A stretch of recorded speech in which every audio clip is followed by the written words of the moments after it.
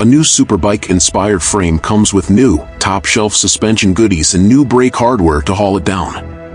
The cockpit has a new instrument display and improved ergonomics for a more natural body position and greater comfort than before. A new smartphone connection unlocks the Radiology, the app feature that brings an uncommon level of infotainment delightfulness for such a small engine displacement.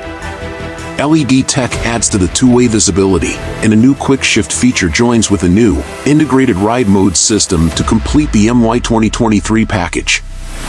It all comes wrapped in Kawi's Racetastic KRT livery to set the tone. A 57mm bore and 39.16mm stroke give it a 399 cubic centimeters displacement and a sizzling hot 12.6:1 compression ratio. That high compression demands top-octane road champagne to prevent knock-ping dieseling and the associated damage those conditions can cause to an engine. The Kawasaki Ninja Zx4Rr KRT produces 76 horsepower and 27.5 pound-feet of torque with a top speed of 157 miles per hour according to the release in Indonesia. A quartet of 34mm throttle bodies maintain the stoichiometric air-fuel mixture and feed the beast through 22.1mm intake valves with 19mm poppets on the exhaust side. Dual overhead cam times the 16-valve head, and triple rate valve springs close the valves. This system limits the tendency to enter a harmonic valve float state at high RPM, preventing the valves and piston crowns from occupying the same place at the same time. A narrow valve-to-seat angle aids in the flow dynamics at both sets of mushroom valves. The lightweight aluminum piston contributes minimal mass to the reciprocating weight and comes with molybdenum-infused skirts to lower mechanical losses due to piston-to-cylinder drag. Additionally, the piston crowns come with a new design that boosts compression in conjunction with the shape of the combustion chamber. The connecting rods and wrist pins benefit from carbizing treatment that improves service life by reducing friction. Power flows through a slipper-type clutch that delivers a light pull at the lever, an easily controllable friction zone, and effective back torque mitigation to prevent rear wheel hop. The 6-speed transmission does its thing and comes with the Kawasaki quick shift feature that lets you bang your way both up and down the range with nary a touch of the clutch lever nor a roll-off at the throttle. Integrated riding modes and power modes let you dial in power delivery with a traction control feature to round out the electronics.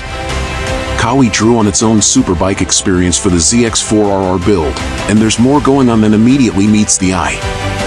A vented and molded fender leads the way with a shape that helps pull air down and into the radiator that rides just behind to improve waste heat dissipation.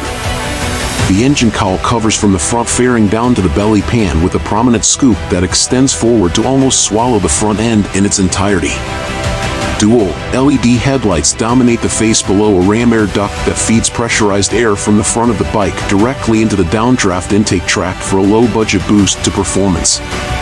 Unfortunately, the effect is negligible until up around the 100 miles per hour mark, so it's reduced to a conversation piece outside a racetrack proper. A small bubble screen tops off the fairing for the rider's pocket, but you'll have to put the chin on the tank to find it. The good news is, the clip-on handles are dead short and encourage an aggressive, forward-leaning riding posture, so you're almost there already. Deep knee pockets in the 4-gallon fuel tank give it a narrow tail where it meets the equally narrow seat and waist juncture to give your legs a straight shot to the ground from the 31.5-inch tall saddle. This will be confidence-inspiring at stops and when padding around in the parking lot. There's room for a very brave friend on the lofted pillion pad, but comfort is not a front-burner issue, coming in after race-style looks, minimal weight, and low windage.